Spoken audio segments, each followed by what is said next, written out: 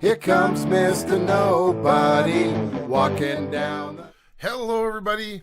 So, I was looking for this message which somebody sent me. I can't find it, but it was a question of, do I double track my vocals? And the answer is yes, I do. And then they asked, well, how do you do it? So I thought, okay, well, I will explain this because it's not a difficult thing to do. There's just certain key things which you need to keep in mind while you're doing it. The reason I like to do it is it broadens out the vocals. You're able to possibly pan it. I have been doing it since I was working on a cassette 4-track. So, we're talking about in the 90s I was doing this kind of stuff. And the way I would do it was at the end of, I would always leave vocals as one of the last tracks to work on. And I would do track 2. I would record on track 2 a vocal, and then I would bounce it to track 1 while recording another vocal. So I would double myself up on the vocal. So the main thing to do for doing vocal doubling is make sure to record exactly what you recorded the time before. So if you have a long word, so you're doing stuff like, this is how I'm going to sing. So you want to do that in there. You want to make sure that you do that exactly the same. So the next time you do it, you go, this is how I want to sing, and you keep it together. Because otherwise it gets all jostly and you can hear it and it just ruins your vocal track as it is. A lot of times that I use doubling vocals effects is if I'm doing a certain song where I want to emphasize at a certain point. One good one is I Don't Care, where the track, I don't think I did this, I have to check, but generally what I would do is, so the main part we had to talk about a week ago, I'm sure you said no, that I would just have one voice.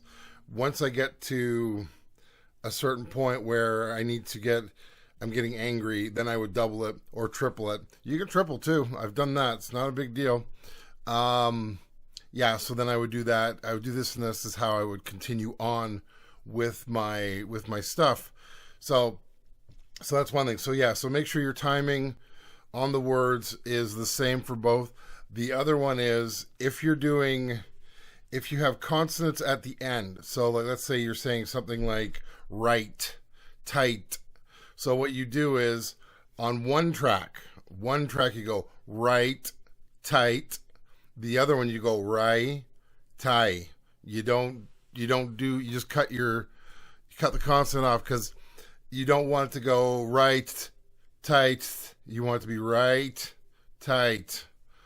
So you just want to, unless you're really good at playing with it.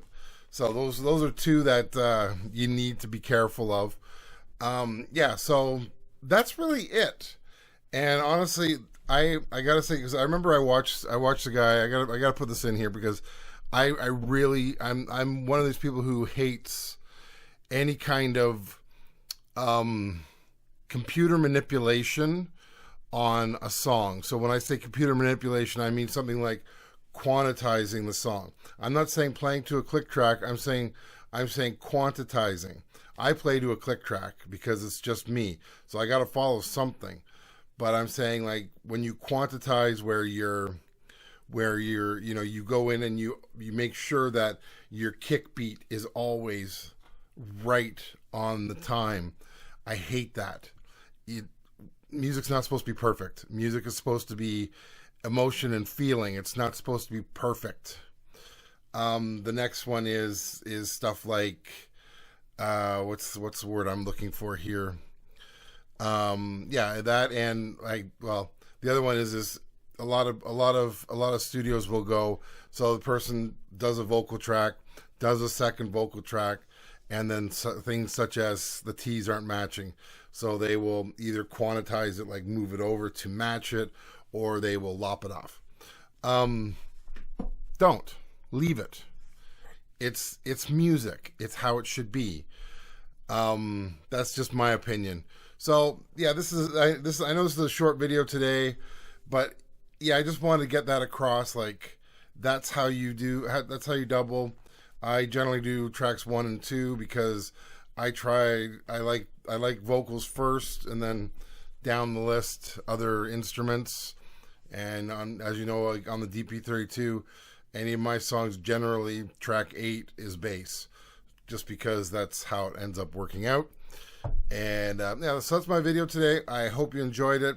Thanks for watching, and I will talk to you later. Bye.